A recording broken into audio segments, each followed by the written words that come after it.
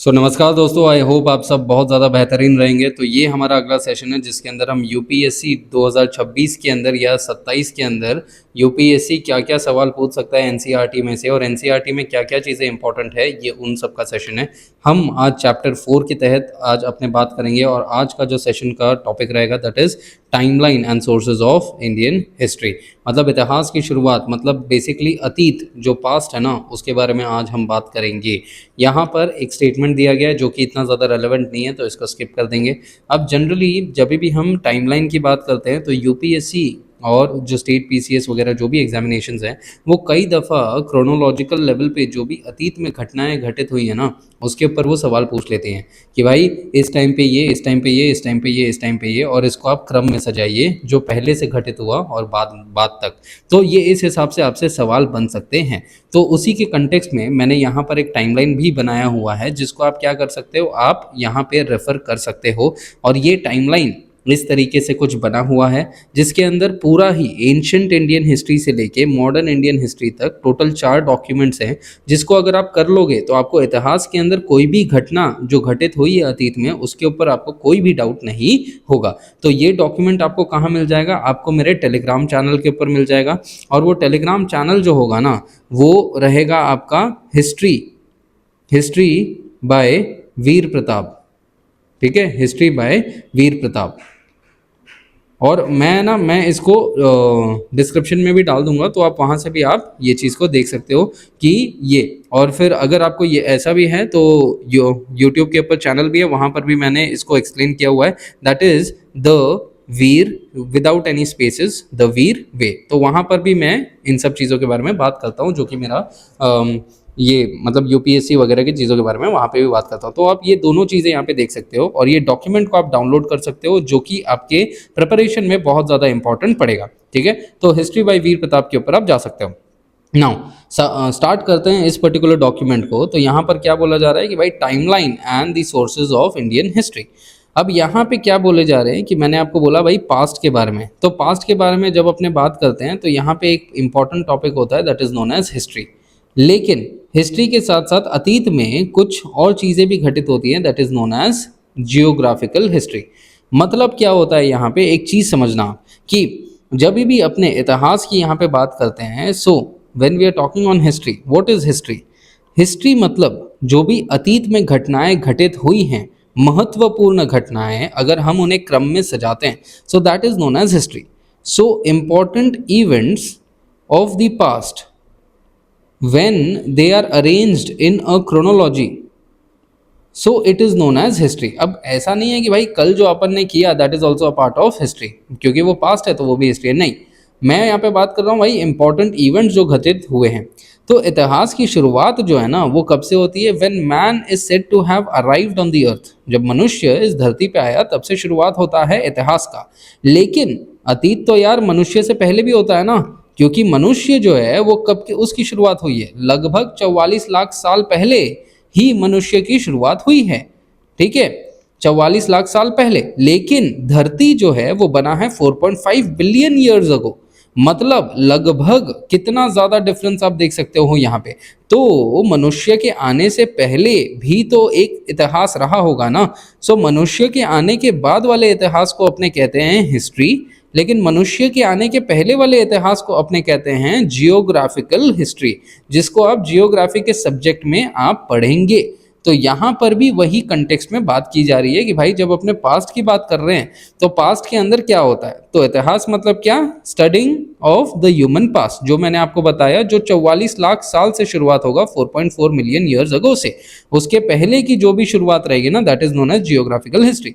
तो यहाँ पर ये बहुत ही इंपॉर्टेंट चीज़ है। देखो अपन ये सोचते रहेंगे कि भाई एनसीईआरटी कितना ज़्यादा क्रिएटिव हो गया, नहीं, इतना मस्त एकदम डायग्राम वगैरह बना के दे रहा है। इसके पहले तो एनसीईआरटी के पास एकदम सस्ते डिज़ाइन में एनसीईआरटी देता था, तो शायद इतना ज़्यादा सवाल नहीं बनते थे नॉन।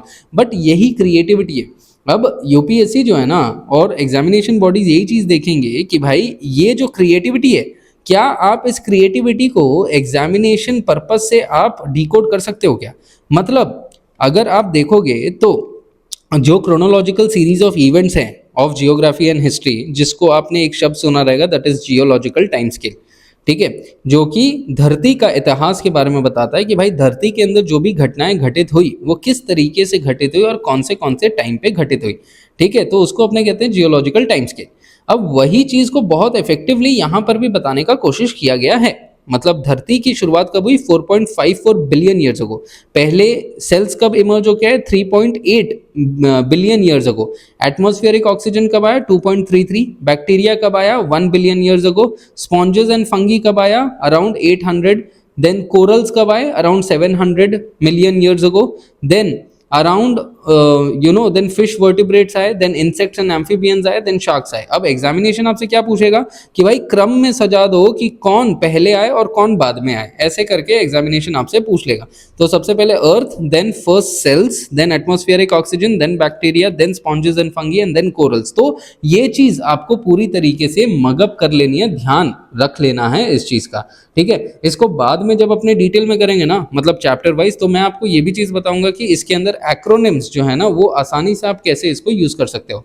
इसके बाद यहाँ पर एक इंफॉर्मेशन दी गई है, बहुत ही खूबसूरत तरीके से बताया गया है पिक्चर्स के माध्यम से कि भाई किसका क्या काम होता है। तो जियोलॉजिस्ट, पेलियोंटोलॉजिस्ट, एंथ्रोपोलॉजिस्ट एंड आर्कियोलॉजिस्ट। तो जियोलॉजिस्ट जो होते हैं वो धरती की जो स्टडी है ना वो करते हैं। जियो मतलब धरती एंड लॉजी मतलब स्टडी। पेलियंटोलॉजी मतलब जो फॉसिल फ्यूल, जो फॉसिल्स को स्टडी करते हैं, जो रिमेन्स होते हैं ना पुराने टाइम के, उसको स्टडी करते हैं। एंथ्रोपोलॉजिस्ट मतलब जो ह्यूमन सोसाइटीज के अतीत को स्टडी करते हैं। और आर्कियोलॉजी मतलब जो भी मटेरियल रिमेन्स अपने को मिलते हैं ना अतीत में से, उसको स्टडी करते हैं। तो ये बहुत बेसिक सी चीज़ है। नाउ ये एक इंपॉर्टेंट चीज है जिसके बारे में UPSC as well as state PCS and SSC सब लोगों ने इसके ऊपर सवाल पूछे हुए हैं। और वो क्या है? How is time measured in history. तो यहाँ पर एक सवाल निकल के आता है कैलेंडर्स। आप आज के टाइम में आपने देखते ही है ना कि भाई अपने जो हैं एक कैलेंडर, इंग्लिश कैलेंडर को फॉलो करते हैं, that is known as Gregorian calendar. Then there is Hindu calendar के अंदर भी होता है, दैट इज विक्रम संवत होता है। देन इंडिया का एक ऑफिशियल कैलेंडर है जिसको अपने कहते हैं साक संवत। ठीक है, Saka Samvat. Then there is going to be Ilahi calendar. ठीक है, then there is Hijri calendar.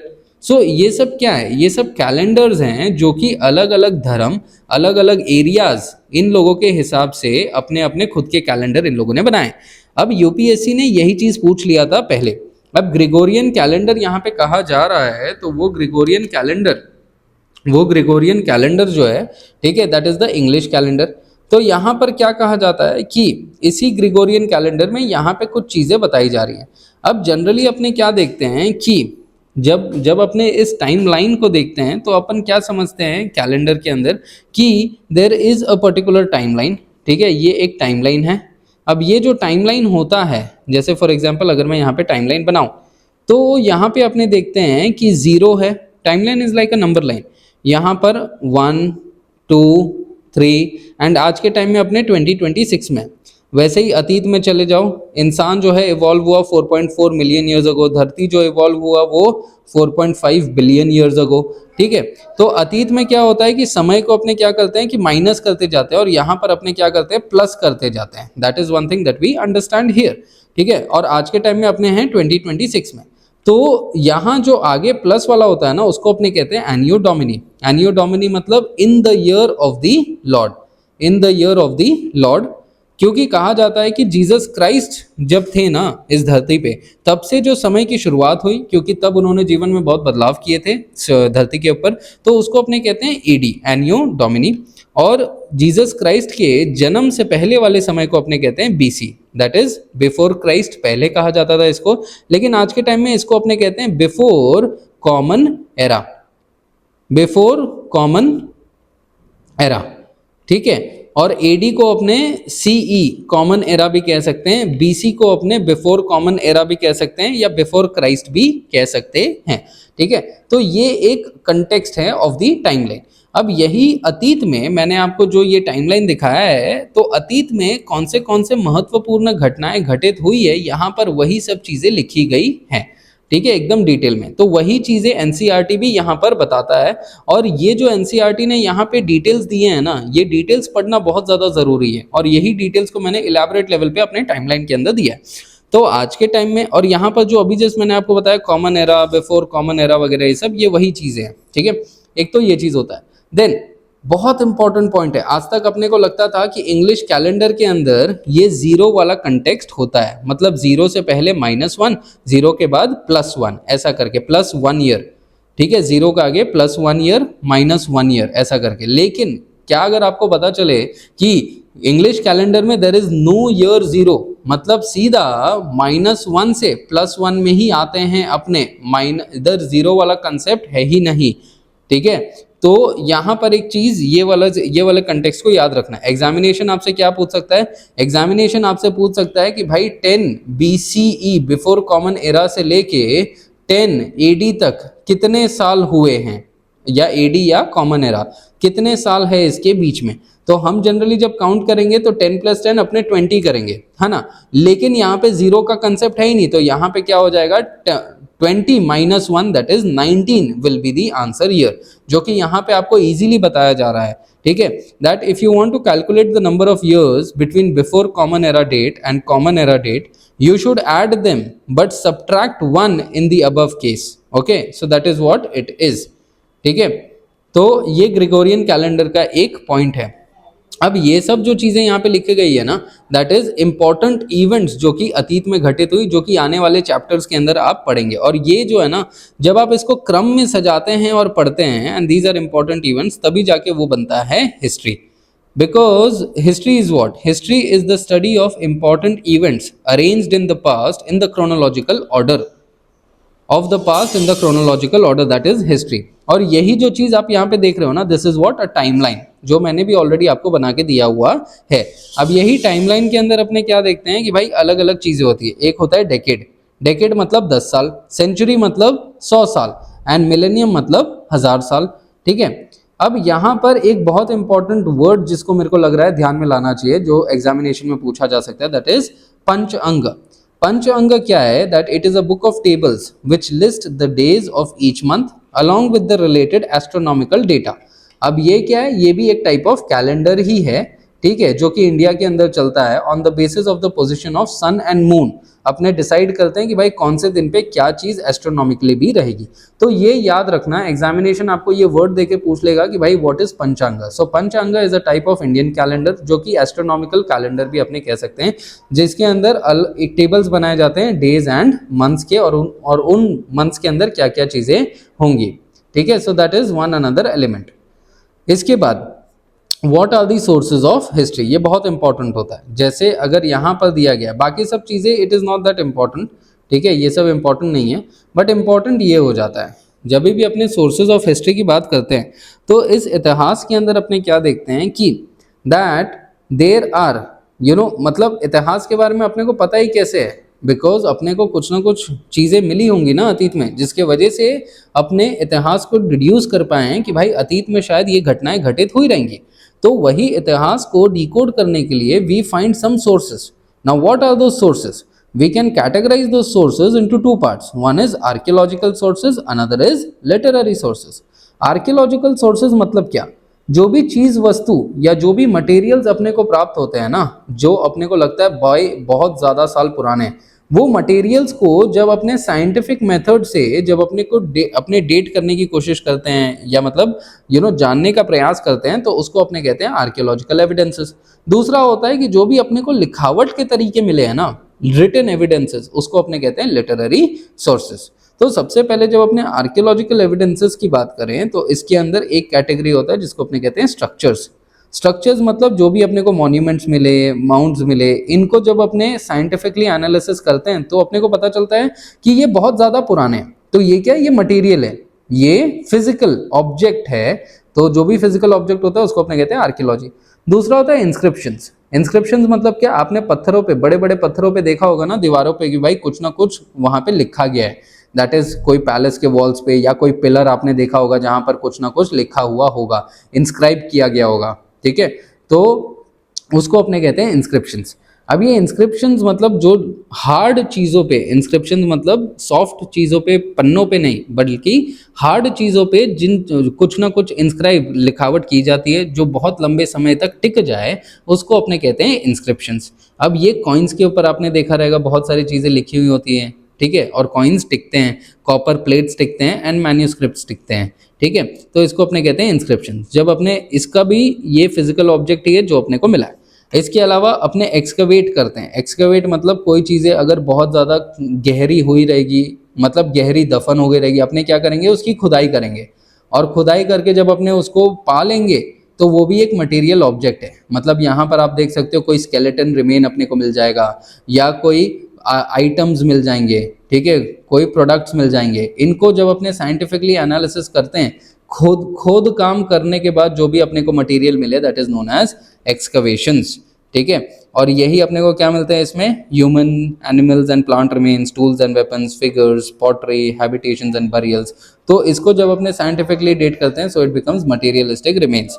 इसके अलावा जो दूसरा फिजिकल ऑब्जेक्ट्स जो अपने को मिलते हैं वो होते हैं आर्टिस्टिक सोर्सेज, इससे भी अपने डेट करते हैं। इसके अलावा जब हम लिटरेरी सोर्सेज की बात करते हैं तो भाई कुछ बाहरी विदेशी लोग भारत आए थे और उन लोगों ने कुछ कहानियां लिखी थी, अपने वर्क्स लिखे थे।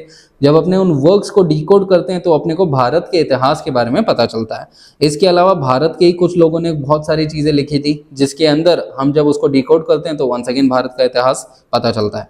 तो मेजर एस्पेक्ट क्या है यहाँ पे कि भाई जब हम सोर्सेज ऑफ हिस्ट्री की बात कर रहे हैं ना, तो आर्कियोलॉजिकल सोर्सेज हैं एंड लिटरेरी सोर्सेज होते हैं। तो ये भी चीज़ एक बहुत इंपॉर्टेंट होता है, ठीक है। यहाँ पर बाकी सब चीज़ें इट इज़ नॉर्मल, ठीक है। एंड देन यहाँ पर फिर आपसे बात की जा रही है कि भाई इंडिया के अंदर जो इंसान की शुरुआत होती है ना, इंसान के इतिहास की शुरुआत होती है, that is when, alright. So ये स्टार्ट होती है, आपने एक शब्द सुना रहेगा, that is known as stone ages, ठीक है, स्टोन एजेस। यहाँ पर वही चीज़ है।